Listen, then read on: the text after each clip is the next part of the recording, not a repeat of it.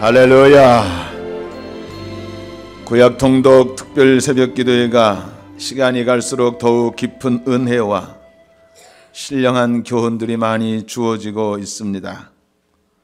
평상시에 한 장 또는 두 장 조용히 묵상하면서 받은 은혜도 많았지만 매일 하루 10장씩 이어가며 읽는 성경 통독을 통해서는 이스라엘의 역사를 한눈으로 바라보면서 시대를 초월해서 역사를 주관하시는 살아계신 하나님을 참으로 가까이 느끼면서 우리의 신앙생활이 얼마나 유익되고 복된 시간인지 다시 생각해 봅니다. 지난 주간에는 신명기서와 여호수아서와 사사기서와 룻기서를 다 읽었습니다.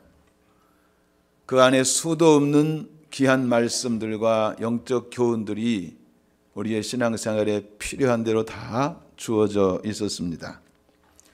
그런데 제 자신에게는 그 많은 영적 교훈과 말씀 가운데서도 가장 마음에 깊은 깨달음과 도전을 주는 말씀이 있었는데 그것이 바로 오늘 읽어드린 본문 여호수아서 19장 49절로 51절에 있는 말씀입니다.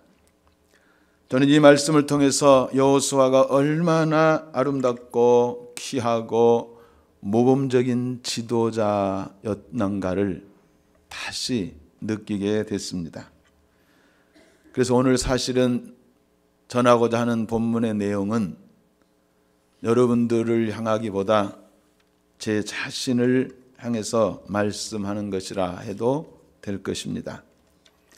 오늘 본문에 보면 그는 하나님께서 맡겨주신 너무도 막중한 사역인 가나안 땅을 점령하고 각 지파들에게 땅을 분배하는 일을 마치는 참으로 그의 일생 가운데 가장 기쁘고 영광스러운 순간에 서 있음을 보게 됩니다. 그는 진정한 이스라엘의 지도자였습니다. 모든 것을 관할할 수 있는 권위가 있었고 실권자였습니다. 하나님께로부터 직접 그런 권위를 부여받았을 뿐만 아니라 주신 사역을 위해서 자기의 생명을 다해서 그 사역을 감당을 했고 백성들을 위해서 온전히 헌신했습니다. 그래서 땅을 분배하려고 할 때에 얼마든지 자기가 원하는 땅을 먼저 선택할 수도 있었을 것입니다. 더욱이 그의 나이가 벌써 90이 넘은 것으로 추산이 되기 때문에 오히려 백성들이 서둘러서 평안하고 좋은 땅을 안겨줄 수도 있었으리라 생각이 듭니다.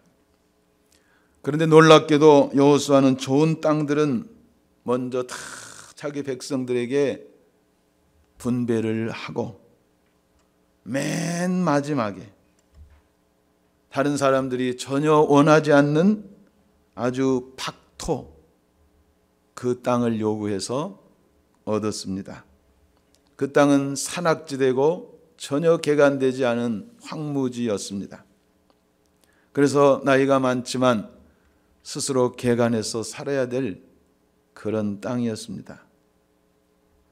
저는 이 말씀에 많은 감동을 받고 한 주간 내내 이 말씀에 붙잡혀서 회개하며 주님과 은혜의 시간을 가졌습니다.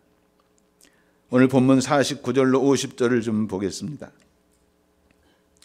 이스라엘 자손이 그 경계를 따라서 기업의 땅 나누기를 마치고 자기들 중에서 눈의 아들 여호수아에게 기업을 주었으되 곧 여호와의 명령대로 여호수아의 구한 성읍 에브라임 산지 딥나세라를 주매 여호수아가 그 성읍을 중건하고 거기 거하였었더라 했습니다. 저는 이 말씀이 어떻게 제 마음을 붙잡았는지 다른 말씀들을 계속 읽어가면서도 거기에 머물러 있었습니다. 특별히 그가 자기 백성들에게 먼저 좋은 것을 내어주고 자기는 맨 마지막에 자기의 것을 조금 얻은 것에 대해서 굉장한 충격을 받았습니다. 진정한 지도자의 모습이 무엇인지를 새로 발견했습니다. 특히 자신보다도 백성들의 유익을 위해서 아낌없는 사랑과 섬김의 삶을 평생토록 사심없이 살아온 그의 모습이 꼭 거울처럼 내 앞에 나타났습니다. 그래서 많이 부끄러웠습니다. 그리고 내 남은 세월 정말 여호수아를 롤 모델로 삼아야 되겠다, 그렇게 생각하고 기도 제목을 갖게 됐습니다. 저는 여호수아를 통해서 진정한 리더십은 어떤 권위나 힘으로 다스리는 것이 아니라 오히려 사랑하고 섬기는 것임을 정말 뼈저리게 다시 한번 배우게 되었습니다. 여호수아의 그 아름다운 모습을 묵상하고 하나님 말씀을 계속 읽어가면서 한 사람이 생각이 났습니다. 루이스 우루수야라고 하는 사람입니다. 혹시 여러분 가운데 루이스 우루수아가 누구인지 기억이 되시는 분 있으십니까? 지난해 8월 5일 칠레 산호세 광산 붕괴로 매몰되었다가 장장 69일 만에 33명 전원이 구조받을 수 있도록 헌신적인 리더십을 발휘했던 작업반장의 이름이 바로 루이스 우루수아입니다. 지하 400m 지점에서 광산을 캐고 있던 그들에게 갑자기 광산이 무너지면서 그 반장의 지도를 따라서 700m 지하까지 대피를 했습니다. 섭씨 30도에 이르는 후덥지근한 땅 속에서 하루하루를 지켜나간다 하는 것이 얼마나 힘든 시간이었는지 모릅니다.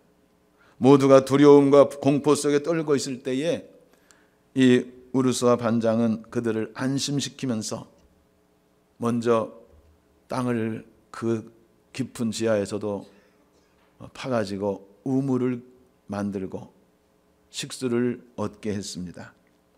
그리고 식량이 얼마 없었기 때문에 최소한 적게 먹도록 그렇게 조절을 했습니다. 이틀에 한 번 치즈 반 조각, 비스켓 반 조각, 우유 반 컵, 이런 정도로 언제 우리가 구조될지 모르니까 잘 절제를 하자 하면서 그렇게 다스렸습니다. 그리고 두 개 조로 나눠 가지고 한 조는 잠을 자는 동안 한 조는 또 무슨 일이 무너질까 조심스럽게 관찰하고 지키고, 그리고 33명 가운데 달란트 있는 대로 간호사와 또 병원에서 근무했던 사람이 있으면 그를 통해서 연약한 사람, 고혈압자, 당뇨병 환자들을 관리하게 하고, 시간이 무료하게 지나기 때문에 좀 오락을 잘 인도할 수 있는 사람도 세워가지고 시간이 무료하지 않도록 하고, 또 언제든지 시간을 정해가지고 예배를 드릴 수 있도록 그런 시간들, 스케줄을 잘 짰습니다. 어찌하든지 이 사람은 한 사람도 죽지 않고 같이 살기를 위해서 자기의 온 몸과 마음을 다 바쳐서 그들에게 헌신을 했습니다. 그 모습을 보았던 다른 동료들이 다 그의 말에 협력을 해줬고, 그래서 정말 놀랍고도 놀랍게 그 지하 700m에서 69일 만에 다 생존하게 되었습니다.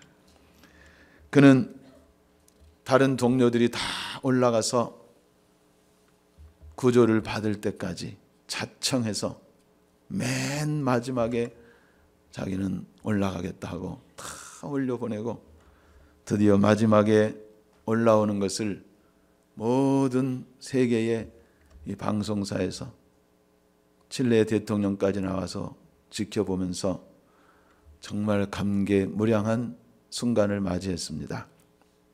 칠레 대통령이 이렇게 말했습니다.